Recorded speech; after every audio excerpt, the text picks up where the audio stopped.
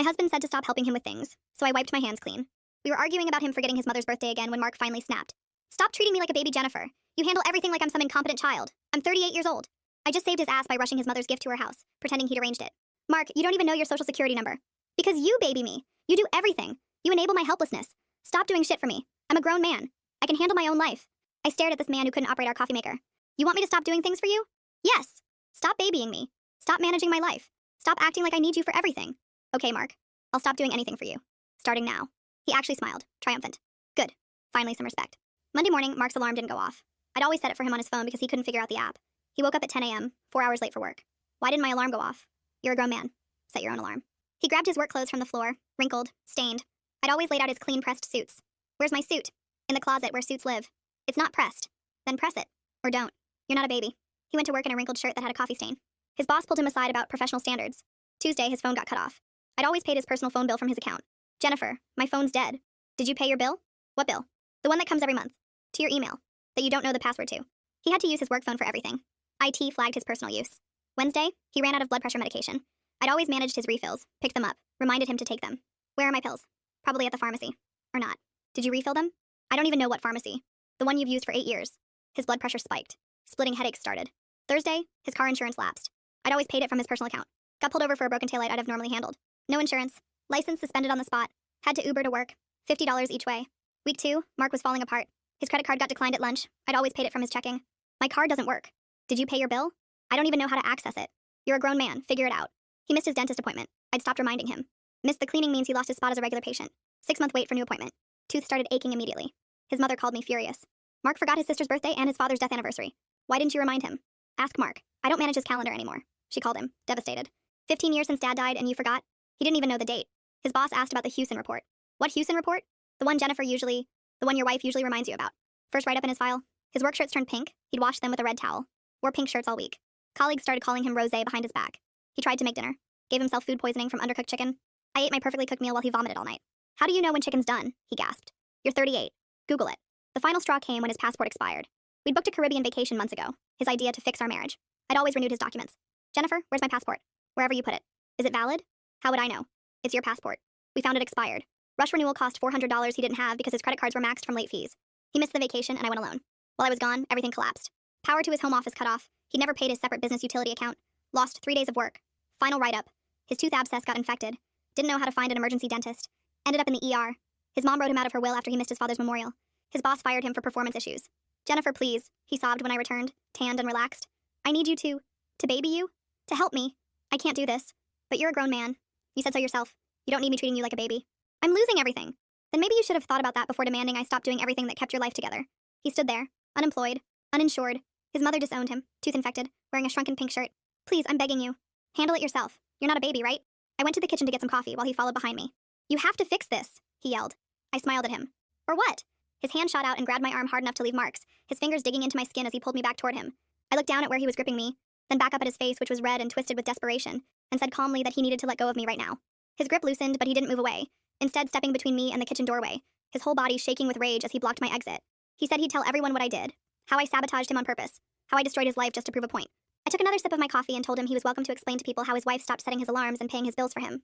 That's when something in him just broke completely, and he started crying, actually sobbing like a little kid, and dropped down to his knees right there on our kitchen floor. He was begging me, calling me Jenny, which he hadn't done in years, saying he couldn't do this alone, that he needed me to help him. I stepped around him carefully, making sure not to spill my coffee, and told him he should probably figure out how to apply for unemployment benefits, since he was going to need the money. That night, I locked our bedroom door for the first time in 12 years of marriage. I heard him try the handle around midnight, jiggling it softly at first, then harder when it wouldn't open, and finally kicking it once before I heard his footsteps going back down the hall. When I came out in the morning to get ready for work, I found all my work papers thrown around the living room like confetti, folders emptied, documents scattered everywhere. My laptop knocked off the coffee table. I started gathering up my scattered papers while Mark watched from the couch where he'd apparently slept, still wearing that same shrunken pink shirt from yesterday that now had food stains on it too. He asked where his clean clothes were, and I reminded him the washer and dryer were in the basement, same place they'd been for 12 years. He didn't move from the couch, just sat there staring at me with this look of pure hatred while I picked up every single paper and put my work stuff back together. After I left for work, Mark must have tried calling his mother from our landline, because when I got home that evening, he told me she'd hung up the second she heard his voice. He'd thrown the phone against the wall hard enough to crack the plastic casing, and then demanded I call her and fix things between them. I told him that wasn't my mother, and it wasn't my problem to fix. By Wednesday, the smell coming off Mark was getting really bad since he hadn't showered or changed clothes in days. He'd been eating nothing but cereal for every meal, because he couldn't figure out how to cook anything and had no money left for takeout after blowing through what little cash he had. I made myself a nice chicken dinner with roasted vegetables while he stood in the doorway watching me eat. too proud to ask for any, even though I could hear his stomach growling from across the room. That's when Sterling Beck showed up at our door, Mark's old college friend who Mark had apparently been calling and begging for help. Sterling took one look at the situation, saw Mark in that filthy pink shirt with his unwashed hair sticking up everywhere, saw the disaster of our living room and told Mark straight up that he needed to grow up and act like an adult. Sterling was in and out in less than 10 minutes, and after he left, Mark screamed at me that I'd turned everyone against him, that I'd poisoned his friends and family against him. Thursday morning, Mark's tooth pain had gotten so bad he was crying again, holding his swollen jaw with both hands and rocking back and forth on the couch. He begged me to drive him to the dentist, but I reminded him his license was suspended and there was a bus stop just 2 blocks away. He didn't know the bus schedule or have any change for the fare, and when I wouldn't give him any money or information about the buses, he just sat there crying harder. I left for work while he was still on the couch holding his face. When I came home that afternoon, I found he'd completely torn apart the home office looking for his passport and important documents he suddenly needed. Papers were everywhere. Every drawer had been pulled out and dumped. File folders were ripped open and thrown around, and the printer was knocked over on its side. He was sitting right in the middle of all that chaos on the floor, defeated and exhausted, still wearing that same stained pink shirt from Monday that now smelled so bad I could smell it from the doorway. I told him to clean up his mess, but he just sat there, so I stepped over all the papers and went to make dinner for myself. Friday morning, Mark finally dragged himself to the shower, the first one in almost a week, and I could hear him struggling with the hot water knob that always stuck. He came out wearing another shrunken shirt from his attempt at laundry, the sleeves ending halfway up his forearms and pants that were so tight he couldn't button them all the way. "How do you work the washing machine?" he asked me while I was getting ready for work. I walked to the laundry room, pulled out the manual from the drawer where it had been for 12 years and handed it to him. He threw it at my face, missing by a foot, and stormed out of the house slamming the door so hard a picture fell off the wall. That afternoon around 3 o'clock I was reading in the living room when Mark started screaming from the bathroom, holding his jaw and crying that he couldn't take the pain anymore. He grabbed the phone and dialed 911, telling them he needed an ambulance for his infected tooth, and I watched from the window as the paramedics arrived 20 minutes later. They loaded him onto a stretcher even though he could walk fine, and as the ambulance pulled away, I went back to my book, knowing that bill would be at least $1,200 plus whatever the ER charged. While Mark was at the hospital, I packed a bag with my clothes, toiletries, and laptop, then drove 40 minutes to my sister Ruth's house on the other side of town. Ruth opened the door before I even knocked, pulled me into a hug and said she'd been waiting years for me to finally leave him. Her husband brought me a glass of wine and they set me up in their guest room, and for the first time in weeks my shoulders actually relaxed. Mark got home from the ER around 10 that night with a prescription for antibiotics and pain meds that cost him $200 he didn't have, and found my note on the kitchen counter saying I was staying with Ruth for a while. He called Ruth's landline over and over. I counted 23 times before she finally unplugged it from the wall. Then he started texting me from his work phone, sending message after message about how I was killing him, how I was evil, how I had to come home right now. I blocked that number too and went to bed in Ruth's comfortable guest room, sleeping better than I had in months. Saturday morning at 7:30, Mark showed up at Ruth's house, pounding on the door and screaming my name loud enough for the whole neighborhood to hear. Ruth's husband went to the door and told Mark to leave or he'd call the police, and Mark started yelling that I was destroying his life, that I was a monster, that everyone needed to know what I'd done to him. The neighbors came out on their porches to watch. One of them had their phone out recording, and Mark kept screaming until Ruth's husband pulled out his phone and started dialing. Mark finally left, but not before kicking their mailbox and shouting that this wasn't over. I spent the rest of the weekend at Ruth's house, eating real meals at regular times, taking long showers without anyone banging on the door, and actually reading an entire book. Ruth helped me search for divorce lawyers online, and we found Duncan McNeil, who had amazing reviews and specialized in cases like mine. I called his office and made an appointment for Monday morning at 9, feeling more hopeful than I had in years. Meanwhile, Mark was alone in our house with no food except cereal, no clean clothes because he never figured out the washing machine and no idea how to fix any of it. He posted on Facebook that I had abandoned him, that I was an awful wife who left her sick husband when he needed her most, and several of our mutual friends started messaging me asking what was really happening. I didn't answer any of them, just took screenshots of his posts for my records. Monday morning, I met with Duncan McNeil in his downtown office, and he listened to my whole story while taking notes on a yellow legal pad. He explained that since I'd been the primary breadwinner for our entire marriage and Mark had no job now, the divorce should be pretty straightforward. Duncan said Mark's recent behavior, especially showing up at Ruth's house and making a scene, would actually help my case if Mark tried to fight anything. After my lawyer appointment, I drove to the house while Mark was out, probably at the library trying to use their computers since he had no power in his home office. The place was worse than I'd ever seen it. Dishes piled so high in the sink that they'd fallen onto the floor, garbage bags torn open with trash spilling out, that awful smell even stronger now. I took photos of everything with my phone, making sure to get the torn apart office, the destroyed kitchen, the laundry room where the manual I'd given him was still on the floor where he'd thrown it. I grabbed more of my clothes, my important documents from the filing cabinet, and my grandmother's jewelry box that Mark had always said was ugly. That same Monday, Mark had figured out the bus schedule enough to get to the unemployment office downtown, but when he got there, they told him he needed his social security card and recent pay stubs to file a claim.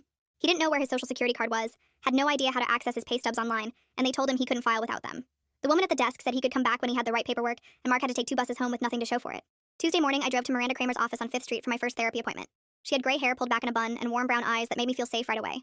I sat on her leather couch and told her everything about Mark and how I'd been doing everything for him for 12 years. She asked me when it started, and I remembered our second date when he forgot his wallet and I paid for dinner. Then he forgot to pay me back, and I just let it go because I liked him. Miranda wrote notes on her yellow pad while I talked about setting his alarms and paying his bills and calling his mother on his birthday. She explained how I'd become an enabler by solving all his problems before he felt any consequences. I'd trained him to be helpless by always rescuing him from his own mistakes. For the first time since walking away from Mark in the kitchen, I didn't feel guilty about letting him fail. Meanwhile, Mark woke up Tuesday with his face so swollen he could barely open his left eye.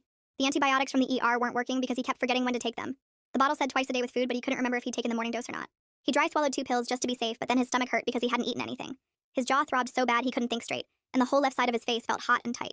Wednesday morning, Mark tore through the disaster of his home office looking for his social security card. Papers covered every surface and spilled onto the floor in messy piles. He found old tax returns, expired insurance cards, and bank statements from 3 years ago, but no social security card. Finally, he spotted it stuck to the back of his birth certificate with old tape. He took 2 buses back to the unemployment office and waited in line for an hour. The same woman from Monday looked at his paperwork and typed something into her computer. She told him since he was fired for cause, there was a 3-week waiting period before benefits could start. Even then, he'd only get 60% of his previous salary, and it would take another week for the first check. Mark stood there doing the math in his head and realized he'd have no money coming in for at least a month. That same Wednesday, a bright orange notice arrived from the power company about his home office account. Mark called the number on the notice, but the automated system asked for his account number, which he didn't know. He pressed 0 for a representative who asked for the email on the account, but Mark didn't know his email password. She asked for the last 4 digits of the social security number on file, but it was under my name. Without proper verification, she couldn't help him, and the power would be shut off in 5 days. Thursday morning, Mark sat in the kitchen staring at his phone for 20 minutes before calling Sterling. His hands shook as he dialed, and his voice cracked when Sterling answered. Mark explained about losing his job and having no money and needing help with bills. Sterling sighed loud enough that Mark heard it through the phone. Sterling said he'd loan Mark $500, but this was absolutely the last time. Mark had to get his life together because Sterling wasn't a bank. The money would be in Mark's account by afternoon, but Mark needed to pay him back within 3 months. Mark thanked him over and over until Sterling hung up. When the money hit his account, Mark immediately ordered $40 of Chinese food because he was tired of cereal. Then he ordered pizza for dinner because cooking seemed impossible with his infected tooth hurting so bad. By Thursday night, he'd spent almost $100 on food delivery. Friday morning, I met with Duncan at his office to file the separation papers. He explained that Mark would be served within the next few days and might react badly when he got them. Duncan said I should stay away from the house and document any harassment or threats. Ruth had already insisted I keep staying with her as long as I needed. We filed the paperwork at the courthouse, and Duncan said the process would take several months, but the hardest part was starting it. Friday afternoon around 3, Mark heard a knock at the door. A man in a polo shirt asked if he was Mark Thompson and handed him an envelope. Mark opened it right there on the porch and saw the word divorce in bold letters at the top. His face turned red and he started yelling at the process server, who just walked back to his car. Mark slammed the door so hard a picture fell off the wall. He called me from the landline, screaming about betrayal and abandonment and how I'd ruined his life. I could hear him sobbing between the yelling and calling me terrible names. I hung up and immediately called Duncan to document the harassment. Duncan made notes and said to keep records of any contact from Mark. Saturday morning, Mark went to the bank to get money from our joint account. The teller pulled up the account and told him half the money had been withdrawn and transferred to a new account. Mark had about $1,200 left total with no income coming in. He yelled at the teller that it was theft, and she needed to reverse it right now. She explained that both parties on a joint account had equal access to the funds. Mark demanded to speak to a manager who told him the same thing. He spent an hour arguing with them before security asked him to leave. Over the weekend, Mark's sister called their mother and convinced her to at least meet with Mark. His mother called him Saturday night and agreed to meet for coffee Sunday, but made it clear she hadn't forgiven him. The coffee shop was 3 miles away, and Mark had no money for an Uber after spending Sterling's loan on food. He walked for almost an hour in his dirty clothes that didn't fit right anymore. His mother was already there when he arrived, sitting at a corner table with her arms crossed. She looked older and tired and wouldn't make eye contact at first. Mark sat down and tried to apologize, but she asked him what date his father died. Mark's mind went blank because he'd never actually memorized it, just relied on me to remind him every year. His mother's face crumpled when she realized he truly didn't know. She stood up and told him he was exactly as selfish as she'd always feared. She left after less than 10 minutes while Mark sat there alone. The rain started on his walk home, soaking through his thin shirt and making his infected tooth hurt even worse. Monday morning of week 4, Mark decided to finally tackle the mountain of dirty clothes piled in the bedroom. He dragged everything down to the basement and dumped it all in the washer together. He turned the dial to hot because hot water cleans better, right? He poured in way too much detergent and hit start. An hour later, he pulled out a mess of shrunken work clothes and gray underwear that used to be white. His last decent dress shirt was now tight enough for a teenager. He stood there staring at the ruined clothes, and something inside him just snapped. He screamed and punched the concrete wall next to the dryer as hard as he could. The crack was loud enough that I heard it from upstairs. His hand swelled up immediately and 2 of his fingers bent at weird angles. He couldn't even make a fist anymore. He called 911 crying about the pain, and they sent another ambulance he couldn't afford. The EMT looked at his hand and said it was definitely broken in multiple places. At the ER, they took x-rays and confirmed 3 broken bones in his hand, plus a fractured wrist. The doctor put him in a cast that went halfway up his arm. When the billing clerk came by with paperwork, she asked about his insurance. Mark started sobbing right there in the waiting room, telling her he had no job and no insurance. She handed him forms for financial assistance and told him the bills would total at least $5,000. Other patients stared as he cried harder. Meanwhile, I was meeting Ruth at apartment viewings downtown. The first 2 places were dumps, but the third one was perfect. A 1-bedroom on the 4th floor with big windows and a view of the park. The kitchen had new appliances and there was even a small balcony. It was walking distance from my office and the rent was reasonable. Ruth loved it too and said I deserved something nice after everything. I filled out the application right there and wrote a check for the deposit from my own account. The landlord ran my credit and approved me on the spot. I could move in next week. Back at the house, Mark found a letter from his old company about COBRA insurance continuation. He called the number and learned he could keep his coverage for $600 a month. He asked if there were payment plans or discounts, but the administrator said no. Mark hung up and threw the letter in the trash. He had $1,200 total and rent was due soon. Wednesday, his power got cut off in the home office. He'd ignored all the shut-off notices thinking they were bluffs. He found an extension cord in the garage and ran it from the kitchen to his office. When he plugged in his computer and desk lamp, the whole house went dark. He tripped the main breaker. He fumbled around in the dark basement trying to reset it but couldn't figure out which switch controlled what. He gave up and sat in the dark office, realizing he couldn't even look for jobs online now. Thursday, he walked to the pharmacy to refill his blood pressure medication. The pharmacist was nice and helped him figure out which pills he needed. Without insurance, the cost was $200 for a month's supply. Mark counted his remaining money and realized he could either buy the medication or eat for the next 2 weeks. He walked out without the pills, hoping his blood pressure would stay under control. Friday morning, he took 2 buses to the library to use their computers. He sat down at a terminal and stared at the blank screen. He didn't know how to write a resume or what to put on it. A librarian noticed him struggling and showed him a basic template. She helped him list his work history and education. Typing with one hand in a cast took forever, and he made constant mistakes. He managed to apply to 3 minimum wage retail jobs, but couldn't figure out how to attach the resume file. The applications went through without it. He knew he probably wouldn't hear back. Saturday, I signed the lease on my new apartment and started packing my things. I loaded boxes into my car while Mark watched from the living room window. He didn't come outside or try to talk to me. I took my clothes, my books, my personal items, and my work stuff. I left all the kitchen things, the furniture, the towels, everything he'd need to survive. I made 3 trips back and forth. On the last trip, I saw him still standing at the window. Sunday afternoon, Sterling came by to check on Mark. He walked into the house and immediately covered his nose. The place smelled like garbage and body odor. Dirty dishes covered every surface in the kitchen. Trash bags sat unopened by the door. Mark was wearing the same stained clothes from a week ago.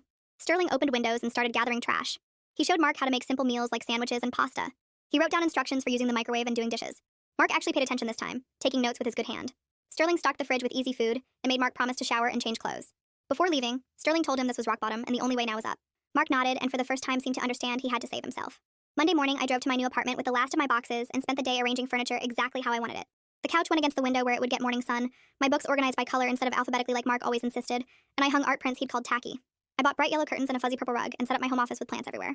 My boss noticed the change at work immediately when I started arriving early, instead of rushing in late from dealing with Mark's morning crises.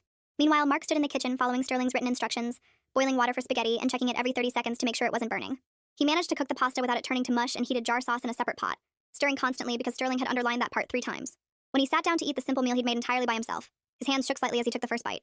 The temp agency called him Tuesday morning after Sterling had quietly put in a word about his situation. The recruiter explained they had a data entry position starting immediately at $15 an hour with no experience required.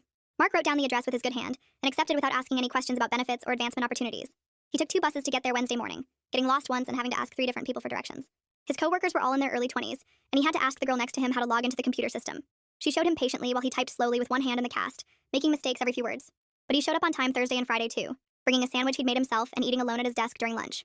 6 weeks passed, and Mark got his first paycheck for $420 after taxes. He walked straight to the pharmacy and paid $200 for his blood pressure medication, then took the bus to the utility company and put $100 toward the electric bill. The remaining money went to groceries, actual ingredients Sterling had written down for him instead of just cereal and bread. His sister called their mother and mentioned Mark had been working at the temp agency for over a month. His mother agreed to meet him at the same coffee shop where she'd walked out on him before. This time Mark showed up early, and when she arrived, he immediately apologized for missing their father's death anniversary. March 15th, he said quietly. She didn't smile or reach across the table, but she stayed for the full hour and agreed to meet again next month. 2 months later, Mark was typing 40 words per minute with both hands now that the cast was off. He'd learned the computer system well enough that new temps asked him for help. Every Sunday, he cooked 5 containers of the same spaghetti meal for the week and did his laundry in cold water with the colors separated. The house still had dishes in the sink sometimes and dust on the furniture, but the trash went out weekly, and the bathroom was reasonably clean. 8 months after that kitchen confrontation where he'd screamed at me to fix everything, the divorce was final, and the house sold. Mark texted me from a new prepaid phone about some tools in the garage we'd both forgotten about. His message had proper punctuation and no demanding tone. Just a simple question about who should keep them. I texted back that he could have them and gave him the garage code. He replied with just, thanks, and that was it. He'd moved into a studio apartment near the bus line, still working at the temp agency where they'd promoted him to training new hires. His mother came for dinner once a month, and he remembered to call her on her birthday. I'd been promoted to senior analyst at work, and was dating someone who knew how to set their own alarm. We ran into each other at the grocery store 6 months later, and nodded politely before going separate ways. He was buying actual vegetables, and I noticed his clothes fit properly and were clean. Neither of us said anything beyond hey, but I saw him checking his shopping list on his phone, the one he'd learned to use himself. My sister asked me once if I felt guilty about what happened, and I thought about Mark living his small, functional life. He wasn't thriving, but he wasn't drowning either, just quietly managing the basics he should have learned 20 years ago. I told her no, I didn't feel guilty at all. Man, thanks for hanging out and wondering through all this with me today. It was actually really cool to just share these thoughts together.